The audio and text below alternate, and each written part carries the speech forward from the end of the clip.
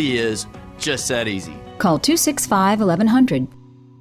Welcome back. In the last panel discussion, we focused a bit on the impact an eating disorder brings to the entire family, perhaps none more than siblings, who often feel overlooked and pushed aside as parents focus on their brother or sister. Cammy's brother, Tommy, understands that feeling. 18 years since Cammy died, Tommy is still protective of his parents, and the pain of losing his sister is still palpably strong. So thanks for taking the time to talk. Glad to be here. I kind of wanted to talk to you specifically of everything that we've done, because I would think that you as a brother carry a very different walk in this conversation than a parent. Probably, yes. So how many years apart are you and Cammy? 3.5. She's older. She was older, yes. Okay. So when you think back on your memories of her, do you remember, I think that would be fair to say you always looked up to her. Yeah, definitely. For the longest time until, I didn't stop looking up to her, but there was a period where we didn't get along. I mean, it sounds like your family did a great job always of talking. Yes, definitely. Well, I would say not in the beginning. And then when we realized we had to talk, then it evolved into something that better than I thought it could have ever been. Still in all, it's hard sometimes to open up completely about your own emotions, and you don't want to put your emotions on somebody else who already hurts. Right. So were you ever a little bit resistant to let your parents know just what you were feeling?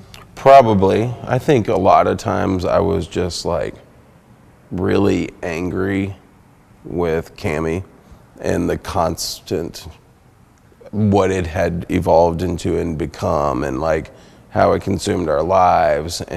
But I'm also probably get this from my father as well. I don't process it very well in the moment, and I remember in that moment thinking, okay, mom and dad are really having a hard time. We had gone through some family therapy stuff. There were a lot of goals, things to work on. And a lot of it was oriented towards like what they were gonna have to do to change to like help Cammy get better. And it just seemed super intense, arduous, like it was a lot. So for me it was, okay, I'm gonna stay back, be supportive, help out, do what I know I need to do.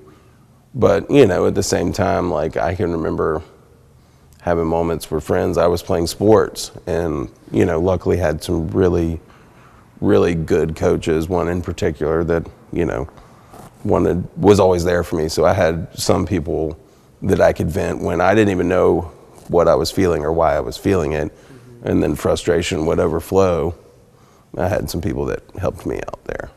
Dealing with it as just a sibling, a kid with your sister, and then dealing with it as an adult, and then being able to see the parents' perspective, like watching this unravel for him over all the years of how the grief hits, and how you process the grief differently in your different roles as a child through grown up.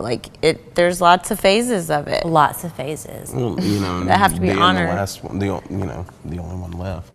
I guess one of the things that people would be interested in hearing from your perspective is the length of time it can take to deal with this.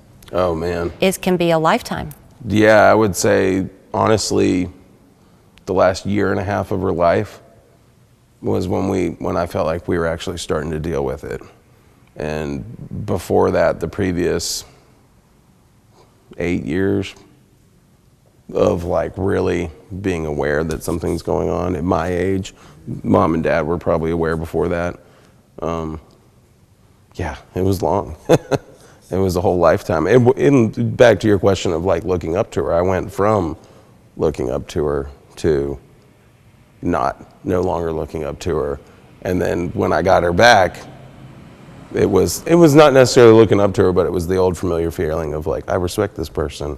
This is the person who I thought I knew, that sort of thing. And I'd tell anybody and everybody, like, it's awful, it's horrible, but just stick with it. Just be with that person, help them, talk about it, do everything you can to learn everything so that you can figure out any way to help them to realize, because I think so much with eating disorders, the person who has an eating disorder loses who they are in so many ways. They're there, they can still be that same person, but they lose the confidence in who they are. And Cammy was like incredibly confident. And then she dealt with this her whole life, and it was something that, she buried down when she was young, and it got bigger, but she kept stuffing it, and she was so great and confident around it. But she kept burying this until it just overflowed within her, and she couldn't bear it anymore, and so she started treating herself poorly. And in doing that, as a sibling, bystander, whatever, you just sit there and go, there's nothing I can do. But also looking back on it now, I think the thing that you can do is just be there, talk to them, know that, let them know that you love them, and that you're just always going to be there, and hopefully they get on the other side. I truly believe, I think she was on the other side of it. I don't think she was cured or completely recovered. I think she would have been in recovery the rest of her life.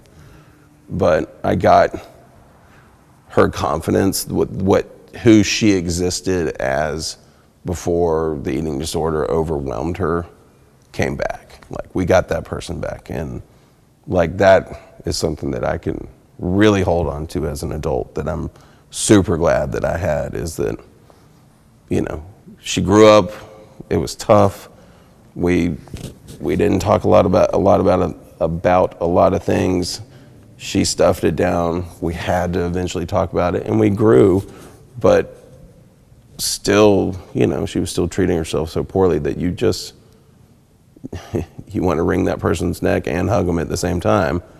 But having her come out of it, be in recovery, was, I guess that would be the advice, is like, get somebody to a point of recovery and just be there for them. And, now having children, the love I have for my children is different than any love I've ever had in my life, just as my love for her is different.